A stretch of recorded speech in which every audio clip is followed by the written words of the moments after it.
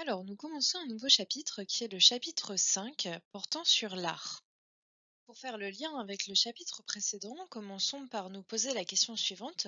Quels sont les critères qui nous permettent de différencier l'art et la technique? Pourquoi certaines musiques sont-elles qualifiées d'art alors que d'autres sont des musiques commerciales purement techniques? Pourquoi est-ce que dans le sport, on va dire par exemple que tel joueur de foot est un artiste alors que tel autre joueur de foot a simplement une excellente technique? Ou si on prend des domaines comme les jeux vidéo par exemple, est-ce que les jeux sont des œuvres d'art ou est-ce qu'il s'agit simplement de réalisations techniques?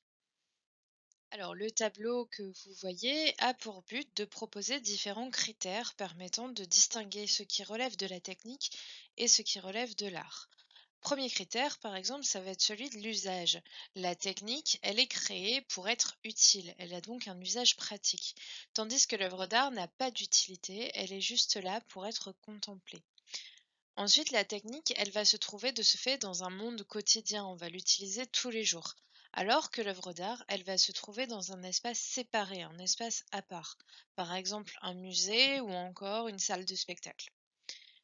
Dans la technique, on a un projet qui va déterminer son exécution. On va avoir un plan précis, une sorte de protocole pour fabriquer l'objet. Tandis que dans l'art, le principe, c'est que le concept ne va pas préexister à l'œuvre. On ne va pas créer une œuvre d'art selon un modèle bien défini. Il y a une part d'aléatoire. On en reparlera plus loin dans le cours. Ensuite, au niveau de la technique, on va dire que c'est un savoir-faire qui s'apprend, tandis qu'il n'y a pas de recette pour réussir un chef-d'œuvre. Au niveau de la technique, la copie aura autant de valeur que l'objet original, puisque l'objet est produit en série, ça veut dire il est produit en grande quantité. À l'inverse, dans l'œuvre d'art, c'est l'original qui a de la valeur. Si vous avez une copie de la Joconde chez vous, comme ce n'est pas signé par Léonard de Vinci, ça n'a aucune valeur financière.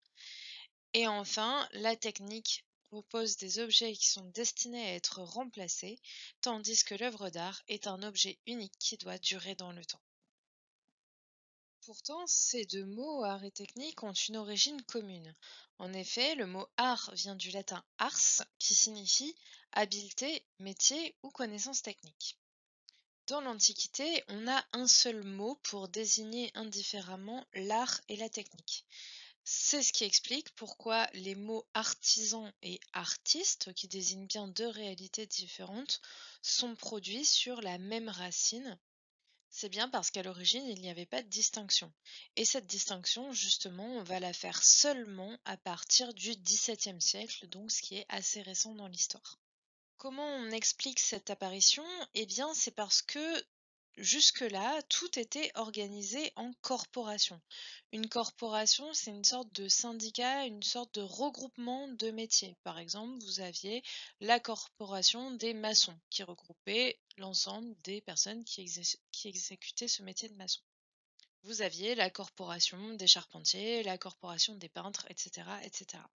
Sauf qu'à la Renaissance, il va y avoir les académies qui vont apparaître et qui vont fonctionner un petit peu différemment.